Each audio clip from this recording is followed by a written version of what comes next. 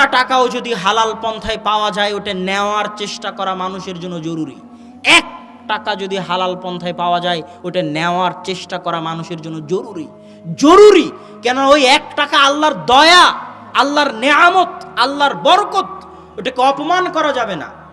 যেখানেই বরকত সেখানেই শয়তান, হয় শয়তান না হয় বরকত। শয়তান ফেরেশতা, শয়তান বরকত, পরস্পর বিপরীত।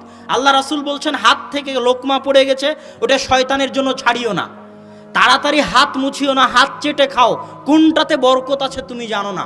শয়তানের জন্য রাখবা, রিজিকের অবমূল্যায়ন করবা, তোমার বরকত কমে যাবে ধন সম্পদে। তুমি ফকির না হলে তোমার পরের সন্তান ফকির হবে, তার পরের সন্তান ফকির হবে, হতেই হবে। রিজিকের অবমূল্যায়ন করলে হতেই হবে। একটা টাকা, একটা দানা যদি হালাল পন্থায় পাওয়া যায় ওটা আল্লাহর দেওয়া রিজিক, তার পিছনে মানুষের পরিশ্রম আছে, তার পিছনে মানুষের কষ্ট আছে। এটা এই অপমান আল্লাহ সুবহানাহু ওয়া তাআলা সহ্য করতে পারেন না।